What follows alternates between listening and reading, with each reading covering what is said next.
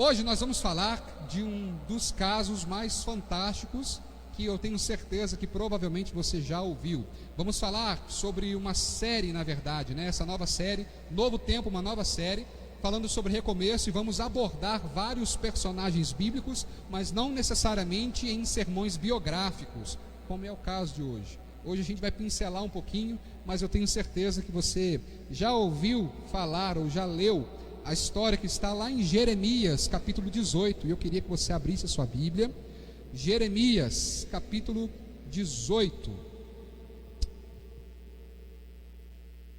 Nós vamos ler até o versículo 17, mas o foco da nossa mensagem hoje será até o versículo 6, mas é importantíssimo a gente ler até o versículo 17, para a gente entender todo esse contexto. O que está acontecendo? Não fala, a Escritura não fala de um simples recomeço, um recomeço moral, não é só isso. Então a gente precisa ler até o versículo 17. Eu tenho certeza que você já ouviu essa passagem ou já leu essa passagem alguma outra vez. Queria que a gente lesse, por favor, de forma alternada, esse texto, Jeremias capítulo 18, versículo 1 até o 17. Vocês podem ler assentados mesmo, e a gente vai fazendo essa troca aqui de forma alternada, tudo bem? Eu leio os ímpares, vocês os pares, por favor. Diz assim: palavra do Senhor que veio a Jeremias, dizendo: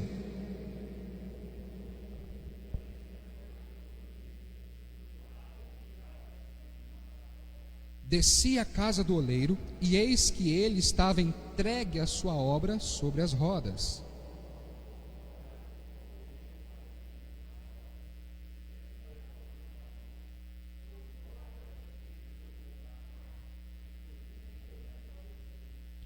Então veio a mim a palavra do Senhor.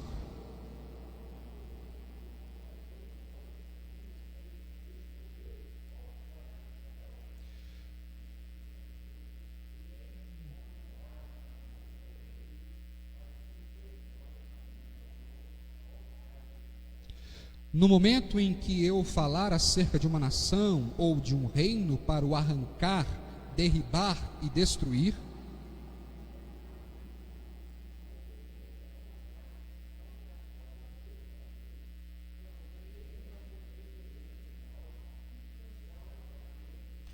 e no momento em que eu falar acerca de uma nação ou de um reino para o edificar e plantar,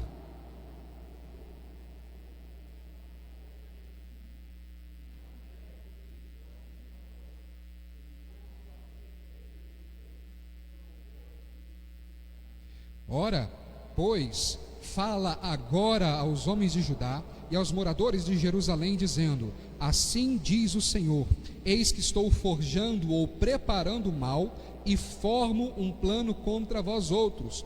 Convertei-vos agora, pois, cada um do seu mau proceder, e emendai os vossos caminhos e as vossas ações.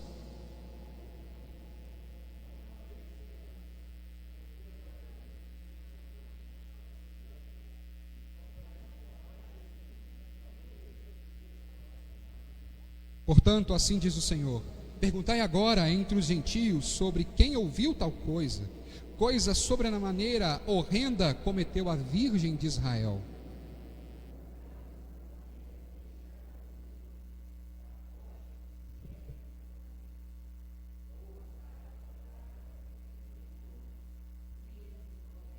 Contudo, todos os do meu povo se têm esquecido de mim, queimando incenso aos ídolos que os fizeram tropeçar nos seus caminhos e nas suas veredas antigas, para que andassem por veredas não aterradas.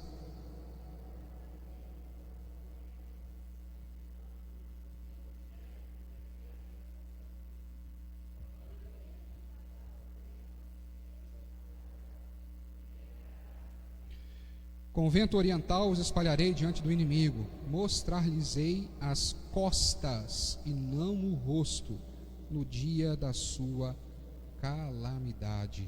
Pesado, né? É o próprio Deus dizendo isso ao povo. E aí eu corroboro com as palavras do Timóteo aqui. Quem somos nós diante de um Deus tão poderoso e santo, se não fosse a sua graça e misericórdia? Vamos orar mais uma vez? Senhor, nós queremos te agradecer, porque nós acabamos de ler a tua palavra, nos lembrando de um tempo em que o teu povo virou as costas para o Senhor. Nós pedimos que o Senhor tenha misericórdia de nós como igreja, para que não endureçamos o nosso coração, assim como Israel do passado, para que o Senhor não vire as costas para nós também.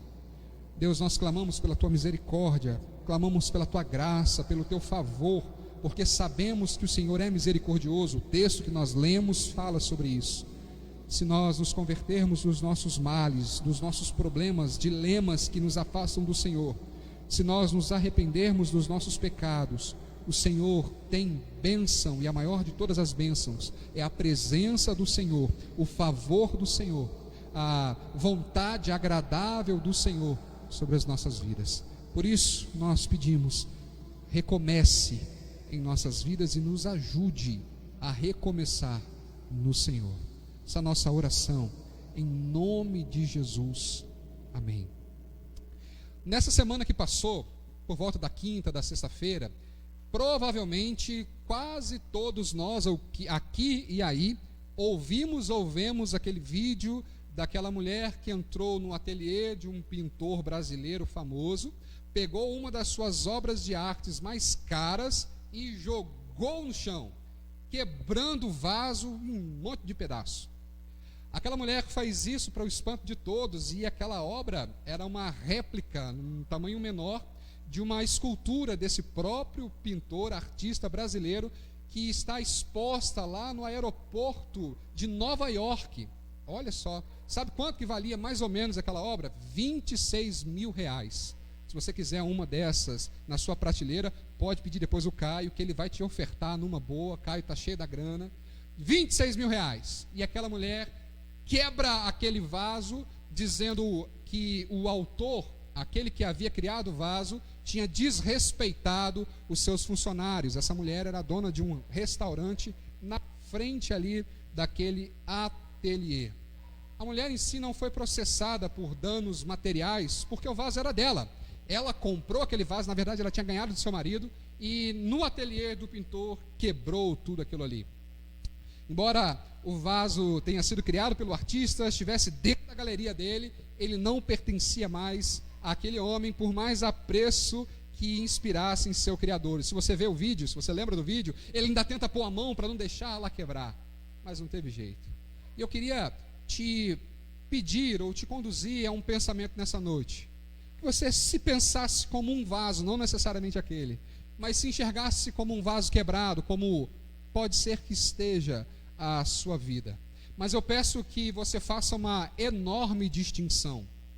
O vaso quebrado, ou nós, como vasos quebrados, não fomos quebrados por causa de uma maldade do nosso Criador, por causa da ignorância do nosso Criador, mas por causa das nossas próprias atitudes, por causa das nossas próprias falhas, que inclusive não foram apenas a outros vasos, mas principalmente aquele que nos criou, o grande artista.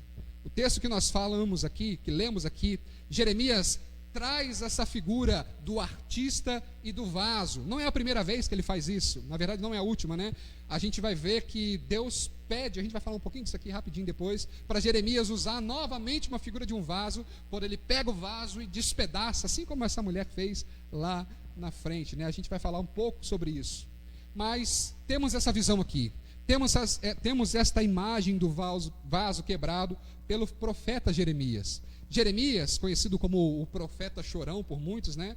E se a gente parar para pensar, provavelmente todos nós, no lugar de Jeremias, choraríamos e choraríamos muito, lamentaríamos muito, porque a mensagem que ele tinha para passar para o povo, uma vez que era profeta, era uma mensagem muito dura.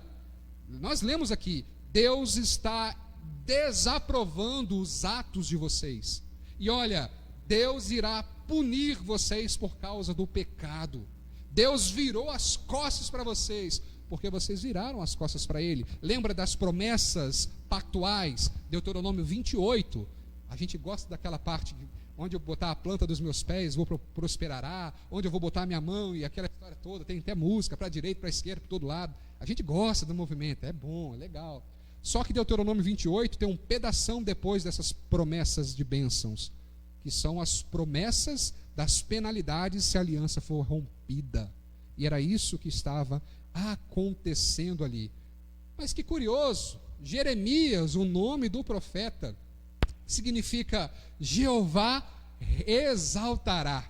E embora ele tenha sido valente no serviço do Senhor, tudo que Jeremias viu foi de fato problemas, dificuldades. Ele passou por angústias enormes de espírito. Ele nasceu numa cidade cerca de 5 quilômetros ali de Jerusalém. E quando Jeremias ainda era jovenzinho, a gente vê isso nos primeiros capítulos, Deus o chama e fala que ele haveria de ser profeta. Vamos lá, abrir Jeremias capítulo 1. Você também já deve ter lido isso várias vezes, inclusive para fortalecer o seu próprio espírito. Olha só, o que acontece? Jeremias capítulo 1. E aí Deus se manifesta a Jeremias e ele tem uma reação curiosa. Ele vai dizer assim, versículo 4 do capítulo 1. A mim veio a palavra do Senhor dizendo: antes que eu te formasse, no ventre materno eu te conheci. Antes que saísse da madre, eu te consagrei e te constituí profeta às nações. E no versículo 6, o que Jeremias disse? Ah, Senhor, eu não passo de uma criança, eu não sei falar, mas o Senhor me disse: não digas não passo de uma criança, porque a todos a quem eu te enviar irás, e tudo quanto eu te mandar falarás. Essa é a essência do ministério profético. O profeta necessariamente serve a Deus e a mensagem. Necessariamente. O profeta é servo de Deus e da mensagem. E aí, ele prega uma mensagem dolorosa, um desafio enorme. E aí, de repente, em determinado momento, pode voltar por favor lá ao capítulo 18.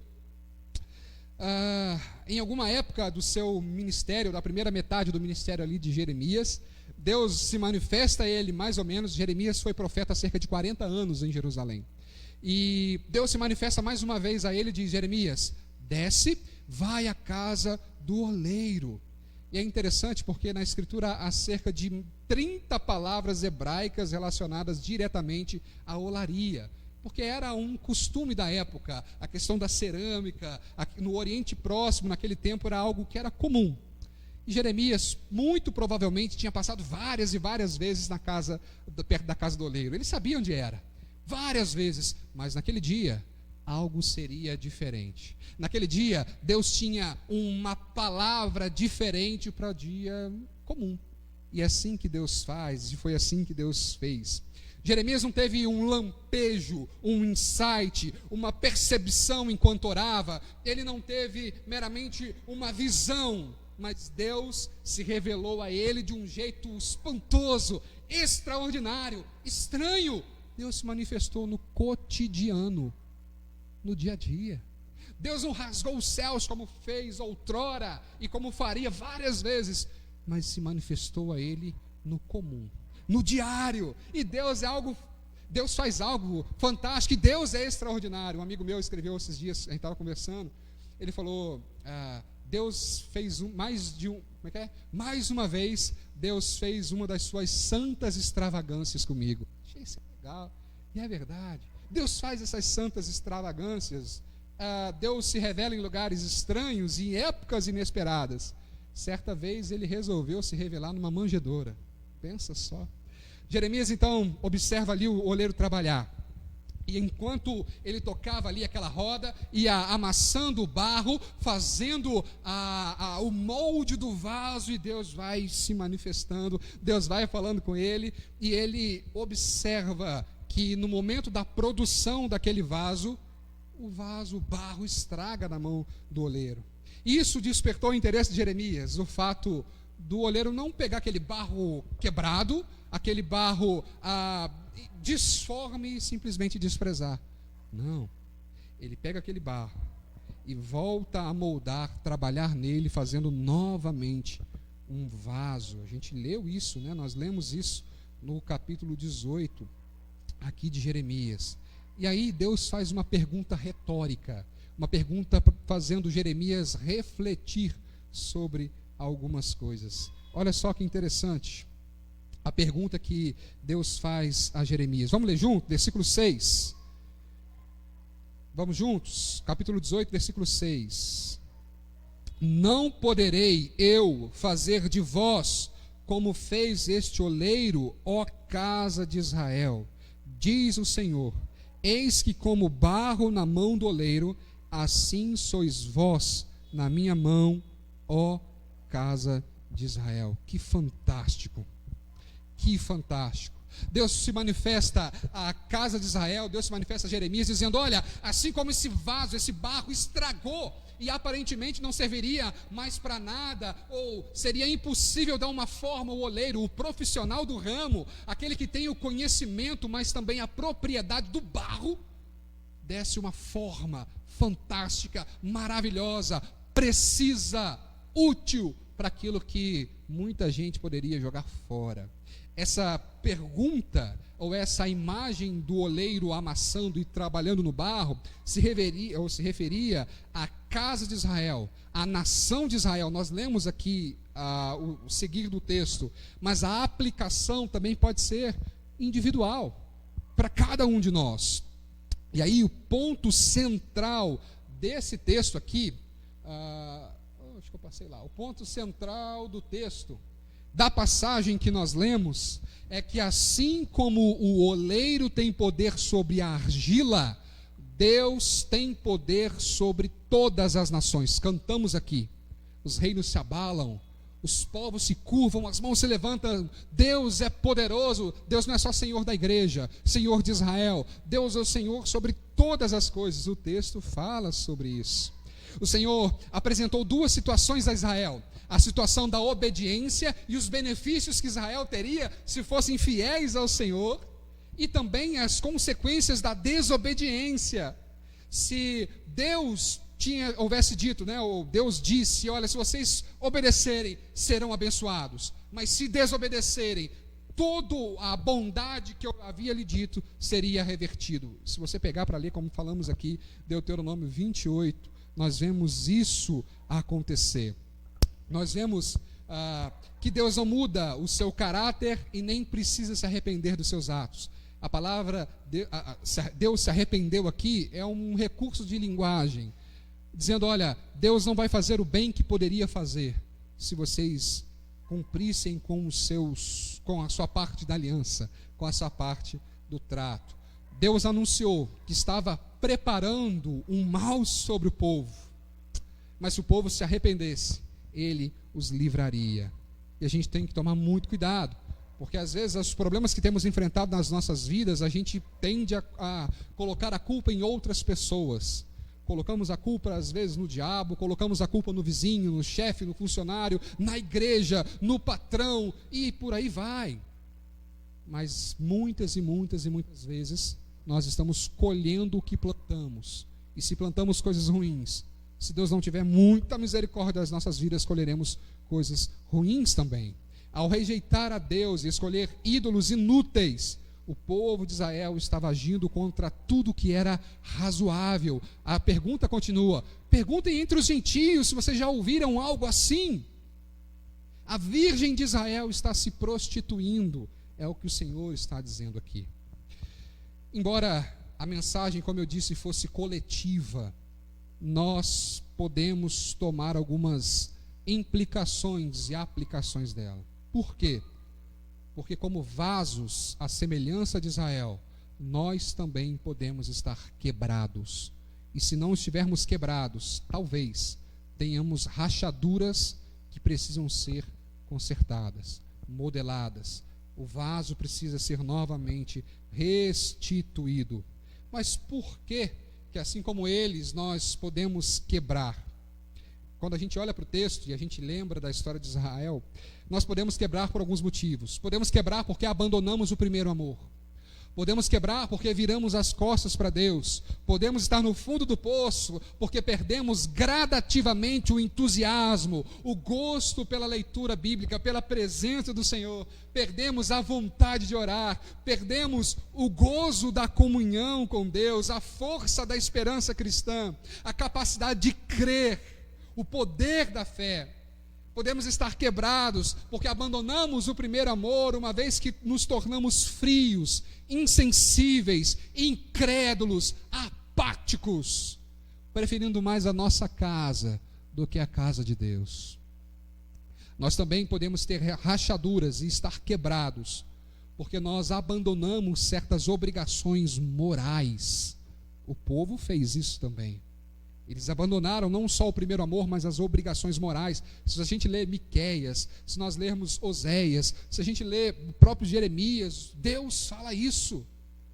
Vocês estão aceitando suborno, vocês estão subornando, vocês estão se prostituindo, vocês estão levando outros à prostituição, vocês estão abandonando as suas obrigações morais, e às vezes temos rachaduras, estamos quebrados, estamos no fundo do poço, porque gradativamente nos desobrigamos de cumprir os mandamentos de Deus. Devagarzinho, vamos relaxando e soltando ali as rédeas. Nós nos soltamos, fizemos concessões à carne, achando que ninguém veria, e que ninguém viria. Deixamos as coisas acontecer como se, Deus perdoa, como se Deus fosse não vou nem dizer para não pecar, né? E você não pensa também, não. A gente às vezes coloca as coisas na conta de Deus, coisas que Deus não é digno, nem da nossa imaginação. Perdemos as nossas obrigações morais, fizemos concessões à carne, ao mundo, ao diabo. Em vez de nós não nos conformarmos com esse mundo, como Paulo diz aos Romanos, capítulo 12, nós passamos a não nos conformarmos com a obrigação imposta por Jesus de negarmos a nós mesmos. E a gente foi, eu não vou negar o início, não, deixa isso passar.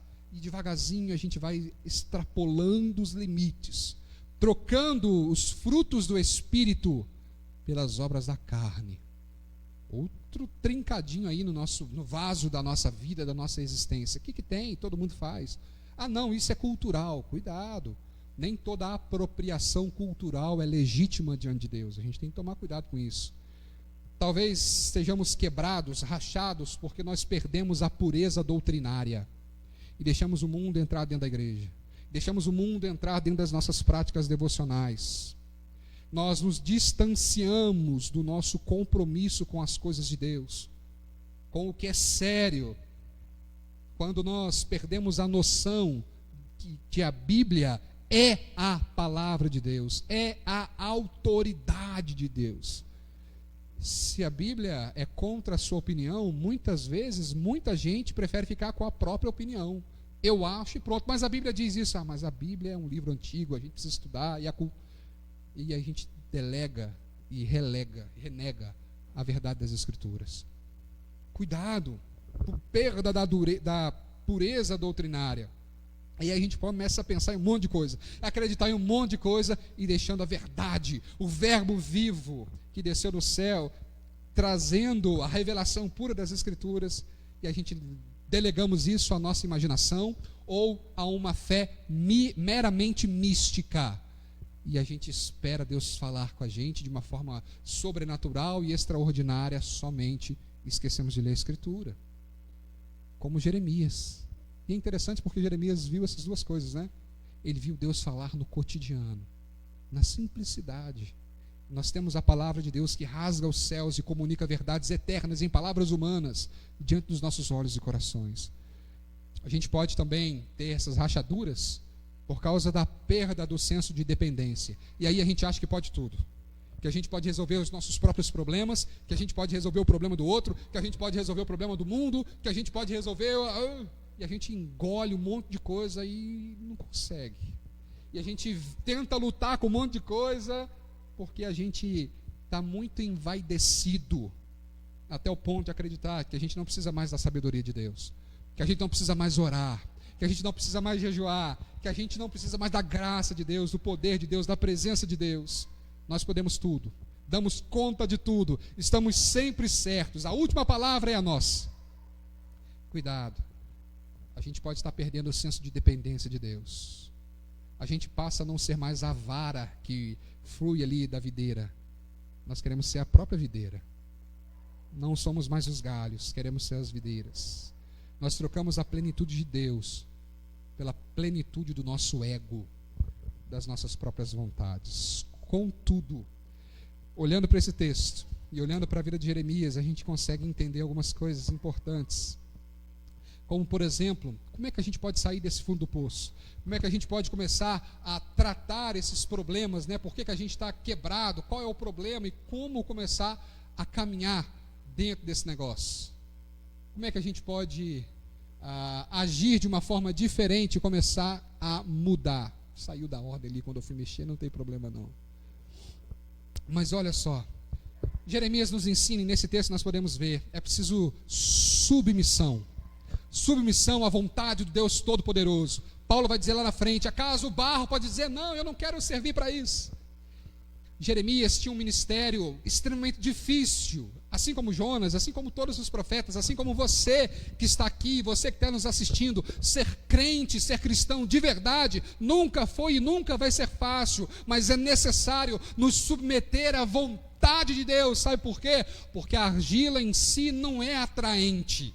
Não é atraente, mas quando ela é tocada pelas mãos do oleiro, o pensamento do artesão volta-se para ela, o seu plano se realiza nela, e por meio dela, assim ocorre uma verdadeira transformação. Quando nós nos submetemos à vontade de Deus, Ele nos modela. E aí talvez você possa pensar, mas é preciso arrependimento primeiro. Na verdade acontece tudo junto, né? Mas a gente precisa estar disposto até mesmo nos arrepender, a nos submeter à vontade de Deus, a ter flexibilidade para fazer aquilo que Deus quer que nós façamos, ainda que a nossa vontade não seja essa. É permitir que o oleiro nos amasse, sabe? Que ele nos modele, ainda que doa bastante. Porque às vezes o vaso, vou imitar um vaso aqui, vocês vão, a melhor imitação de vaso que você já viu. O vaso está com aquela asinha grande demais, não é? Aí tá rindo, né, Adriano? Aí o oleiro vai lá e tem que diminuir um pouquinho. Às vezes o vaso está cheinho demais, e aí o oleiro tem que diminuir um pouquinho a asa do oleiro, do vaso. Tem que diminuir um pouquinho a capacidade ali, porque ele está se achando demais. Tem que consertar um pouquinho aqui, apertar um pouquinho ali, alargar um pouquinho ali.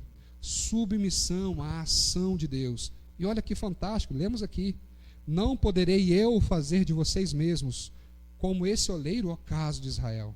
Vocês são como barro nas minhas mãos, assim vocês são. Submissão para nos curvarmos livre e frequentemente perante a vontade de Deus. E o grande Criador frequentemente testou essa disposição de Jeremias em ser um vaso nas mãos dele. Certa vez ele mandou que Jeremias quebrasse um vaso, capítulo 19, quebrasse um vaso na frente de todo o povo, lá onde eles sacrificavam, eles abortavam as crianças, lá antigamente, lá na frente de um altar de um deus pagão. E Deus fala assim: Jeremias, vai lá e quebra o vaso, e diz assim: assim como esse vaso foi quebrado na frente de todos vocês, o Senhor vai quebrar Israel pelo que vocês estão fazendo com as crianças, pelo que vocês estão fazendo diante de vocês mesmos, pelo que vocês estão fazendo diante do povo. Deus dizendo: eu vou quebrar vocês. Não sou eu que estou dizendo, não, a Escritura vai dizer isso. Jeremias 19, pode ler lá que você vai ver isso. Certa vez, gente, queria muito falar disso, mas deixa para um outro dia. Certa vez, Jeremias também, Deus manda Jeremias colocar uma espécie de aparelho ali, como se fosse um carro de boi, se colocar no lugar de um boi, colocar uma roupa velha e caminhar por ali, diante do povo, diante dos reis, diante dos líderes, falando assim: se vocês não se submeterem, vocês serão conduzidos, arrastados, escravizados pela mão de um outro povo, pela mão de um povo estranho.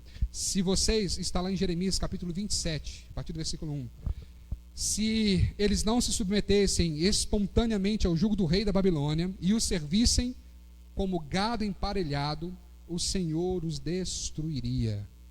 Lembra? Sempre falo aqui daquele texto que a gente gosta demais. Se Deus é por nós, quem será contra nós?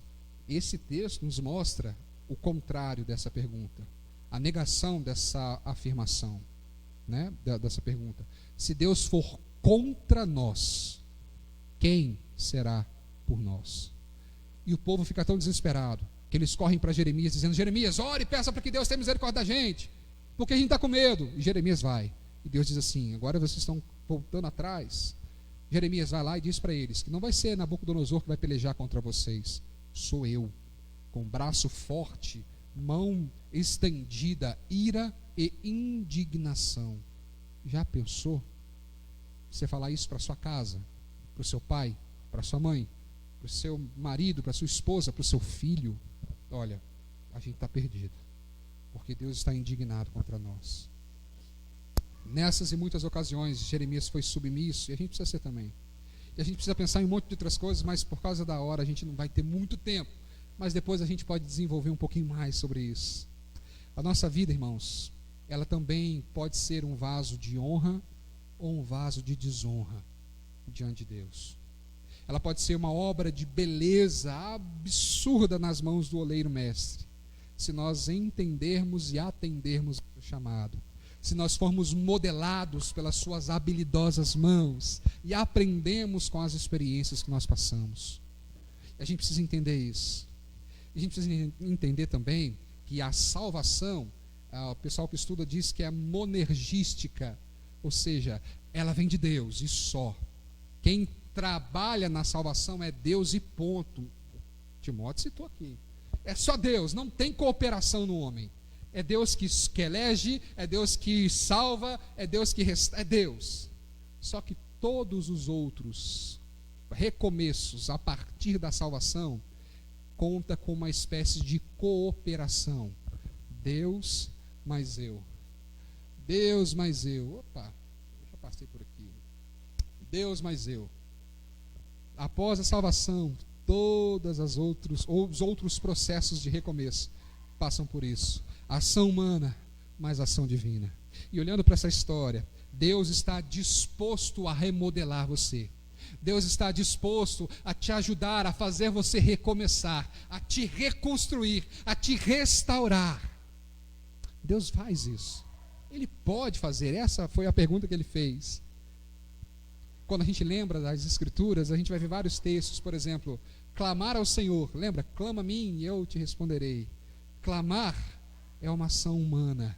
A resposta é uma ação divina. Aquele que pede é uma ação humana, mas receber é algo referente à reação a uma ação divina. Ou bater a porta é uma ação humana, abrir a porta é uma reação divina. Estender o cajado é uma ação humana, mas abrir o mar vermelho, uma ação divina. Pisar o Jordão, como Josué fez, é uma ação humana, mas abrir novamente o rio, ali no caso, né? O Jordão é uma ação divina. Rodear as muralhas de Jericó é uma ação divina, humana. Fazer os muros caírem é uma ação divina. O tempo todo nós vemos isso acontecer. Jogar a pedra é uma ação humana. Derrubar o gigante é uma ação divina. Recomeços exigem contrapartidas. Tocar as vestes é uma ação humana. Estancar a hemorragia é ação divina. Deus continua trabalhando conosco, em nós e através de nós. E aí a gente precisa lembrar de onde a gente caiu, como foi o caso deles aqui, lembrando daquele texto lá de Apocalipse, né? Se você puder deixar Jeremias aberto e abrir Apocalipse capítulo 2, versículo 5. Apocalipse capítulo 2, versículo 5. Quem achou pode ler, por favor. Apocalipse 2, 5.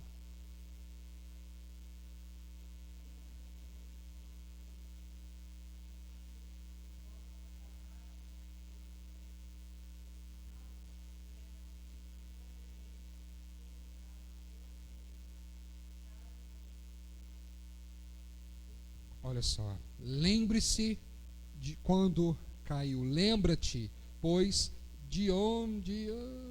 não está aqui, esqueci de pôr. Lembre-se de onde caiu. A gente precisa fazer essa autoanálise. Não dá para a gente recomeçar se a gente não lembrar de onde a gente parou. A gente precisa ter a coragem de confrontar o nosso pecado, confrontar o nosso problema. Por que a minha família está do jeito que está? Eu preciso ir lá na raiz dele. E nem sempre a raiz do problema é o outro. Talvez a pedra no sapato da nossa família seja a gente. Talvez o problema na nossa empresa, na faculdade, na minha vida escolar, na minha vida financeira, seja eu. Seja o jeito como eu lido com o meu dinheiro, seja a minha brutalidade na hora de tratar meus filhos, da minha família, da minha esposa. Talvez o problema da minha igreja seja que eu sou melindroso demais. Ou de fato tem vários problemas, mas talvez a gente precise olhar com mais carinho e atenção para dentro da gente. E reconhecer que muitas vezes o vaso quebra de dentro para fora. E não só efeito da erosão, mas efeito da corrupção do próprio material. E a gente tem que tomar cuidado com isso. Essa foi a palavra de Deus, aquela igreja que havia abandonado o primeiro amor. Ele está dizendo, olha, assuma o seu problema, assuma o que você fez de errado, confesse o seu pecado, não só a pontinha do iceberg, sabe? Você já viu, sabe dessa história, né? Que o iceberg é muito maior para baixo do que para cima. E às vezes a gente acha que o probleminha é aquilo que está passando. Não, vá lá na causa do problema. Ninguém trata a febre, porque a febre, Betânia, você pode explicar para a gente o que é febre? Estou brincando, Betânia, hoje passa. A febre não é um problema em si, mas é um sinal de que algo está ruim. Mais ou menos, Betânia? Dá para tirar aí 1, 2, né? É sinal que alguma coisa está ruim. A febre, não existe vacina para febre. Ela é uma manifestação, por exemplo, de uma infecção. Está vendo? 10, obrigado. É uma dificuldade. Tem gente tratando febre, mas você precisa saber qual que é o problema, qual que é a raiz do seu problema. Confesse isso diante do Senhor. Qual é a raiz do problema na sua vida inteira? Confesse, trate isso. Não é confessar apenas o pecado mais grosseiro, ou os pecados mais leves, ou os pecados mais visíveis. É preciso confessar tudo: a segurança demasiada, as brincadeiras inocentes, as pequenas e grandes concessões, a falta de vigilância, a negligência na nossa vida devocional, o pecado da rebelião. A gente precisa fazer o kit e colocar isso diante do Senhor. Mas não só ser submisso à vontade, ouvir a voz de Deus, não apenas confessar o iceberg todo. A gente precisa ter coragem para renovar a nossa aliança e confiar em Deus. Coragem para entender que Ele é poderoso para mudar e moldar a nossa vida. Fale com o Senhor, ore, clame, diga: Senhor, eu não quero mudar. Não é só eu não consigo, às vezes a gente não consegue, mas talvez você saiba do que eu estou falando. Senhor, eu não quero. Eu quero continuar nessa minha vida de pecado. A gente às vezes não tem cara para dizer isso, mas Deus sabe. Deus sabe que tem pecados que a gente luta para não abandonar. Não precisa se expor, não. Mas quantas vezes você já fez uma oração que eu já fiz várias vezes? Cheguei diante de Deus e falei: Senhor, estou aqui de novo para te pedir perdão pelas mesmas coisas que eu jurei que nunca mais faria. Estou aqui de novo. Ontem eu disse que chorei e não, mas Senhor, tem misericórdia. E não tenha medo de fazer essa oração. Não tenha medo de parecer falso, a não ser que você seja. Mas se for de fato honesto, rasgue o coração e a vergonha quantas vezes for necessário. Lembra da oração que Daniel faz no capítulo 9? A ti, Senhor, a honra, a glória, e a nós o corar, o envermelhecimento de vergonha. Deus é misericordioso, gente, mas Ele também é justo, e Ele também é santo. A gente precisa ter coragem para renovar a nossa aliança, como o povo aqui tinha que ser, lá em Jeremias capítulo 18. Coragem para abandonar o mal, coragem para deixar o oleiro trabalhar, deixar com que os nossos gostos pessoais sejam tratados purificados, refinados por Ele. É fácil? É claro que não. Claro que não. Mas é possível e será glorioso. Porque Ele vai curar as nossas feridas. Ele vai cuidar das nossas cicatrizes. Ele vai consertar, tratar dos nossos traumas, recuperar o tempo perdido, acabar com os nossos complexos, nos reenviar à missão. Ele pode devolver a nossa alegria perdida. Ele pode acalmar o nosso coração. Volto à pergunta: não poderei eu fazer de vós como esse oleiro, a casa de Israel? Há um recomeço para vasos quebrados. E esse recomeço passa pela submissão, pelo arrependimento, passa também pela coragem. Jeremias foi um profeta que viu tudo isso. Viu talvez os dias mais sombrios da iniquidade de Israel. E mesmo em face a tudo isso, reconheceu as mãos habilidosas do oleiro mestre, moldando o seu caráter, transformando-o em uma obra de arte maravilhosa. Mas não só Jeremias, mas também os remanescentes da casa de Israel. Talvez a gente olhe para a igreja brasileira e diga: olha, isso aí não tem jeito não. Talvez a gente olhe para certas bancadas por aí e diga: olha, isso aí não tem jeito não. Mas Deus continua tratando com os remanescentes. E eu oro para que eu faça parte desses e que vocês também façam parte do remanescente fiel. Assim como oleiro paciente, Deus está disposto a nos moldar como vasos quebrados pelo pecado, pela dor, pela enfermidade, pela violência. A gente estava fadado ao lixo. A gente não daria nem para estampar uma obra aí do Romero Brito, só no caco.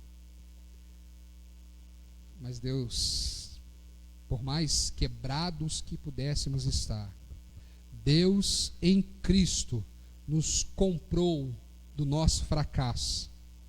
Lembra lá de Paulo dizendo que Deus estava em Cristo reconciliando consigo o mundo? Deus em Cristo nos comprou, ou comprou o nosso fracasso, restaurou os nossos cacos mediante a ação regeneradora do Espírito Santo, a fim de que pudéssemos ser restaurados para a sua glória e sermos então vasos de honra. Sabe por quê? Porque o mundo é a galeria de Deus. O mundo é a galeria de arte de Deus. A igreja é seu ateliê. As escrituras são as suas ferramentas. E ao contrário do vaso quebrado, do começo da mensagem, o vaso do artista humano, esse vaso que será sempre lembrado como a sua desonra, nós somos criados como vasos de honra pelo nosso Criador, para honrá-lo com a nossa existência e a nossa utilidade. Deus fez isso a Davi, Deus fez isso a Jonas, Deus fez isso a Abraão, a Sara, a Raabe, Deus fez isso a Pedro, Deus fez a tantos outros que, se Deus der graça, a gente vai falar mais para frente. E eu queria fazer um desafio para você nessa noite, para a gente encerrar. Queria que a gente pensasse que Deus é o Senhor dos começos.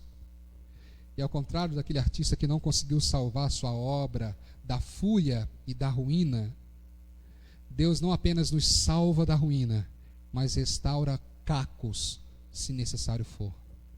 Se sua vida estiver em cacos, saiba que tem um Deus que pode te remodelar. Ele não é só Senhor dos grandes começos, do haja luz, mas Ele também é Senhor dos pequenos recomeços. Clama a mim, que eu te responderei. Vinde a mim, cansados e sobrecarregados, que eu vos aliviarei. O desafio dessa noite é que você possa orar, dizendo: Senhor, eu sou barro, somos barro, os nossos projetos desmoronam, a nossa esperança acaba, a nossa fé é abalada, a nossa alegria pode dar lugar à depressão. Mas nós lemos Isaías 64:8. E eu queria que você lesse comigo, juntos.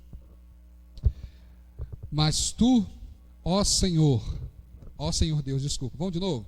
Mas tu, ó Senhor Deus, és o nosso Pai, nós somos o barro, tu és o oleiro, todos nós fomos feitos por ti.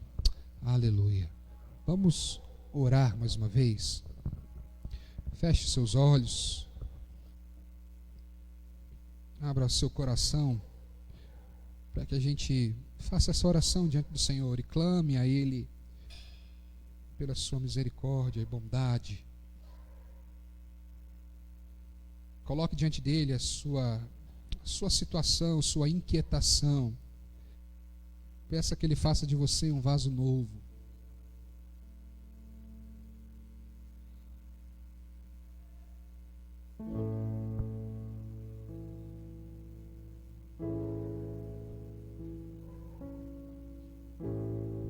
Senhor, nós mais uma vez abrimos nosso coração, colocamos diante do Senhor a nossa vida e pedimos que o Senhor trabalhe em nós, para que sejamos verdadeiramente usados para a Tua glória, lembrados para a Tua glória. Nossos projetos podem desmoronar, a nossa esperança pode acabar, a nossa fé pode ser abalada, mas o Senhor, nós reconhecemos que somos barro, e se Tu és, e uma vez que és o oleiro, nós podemos ser restaurados. Nós queremos ser restaurados. Tem misericórdia das nossas vidas, Deus, da nossa casa, da nossa família, dos nossos sonhos. Se os nossos sonhos estão em cacos, em ruínas, que o Senhor nos restaure, para louvor da Tua glória. A situação que é difícil de resolver, que o Senhor mude, modele o nosso coração, as nossas percepções, que os nossos desejos se encontrem com os desejos do Senhor, que o Senhor converta corações, que o Senhor traga o coração do Pai ao Filho, do Filho ao Pai, que possamos ser restaurados pelo Senhor. Queremos ser tratados pelo Senhor com coragem, com arrependimento, com submissão, e que o Senhor nos faça enxergar que há beleza em nossa vida. Essa é a nossa oração, em nome de Jesus. Amém.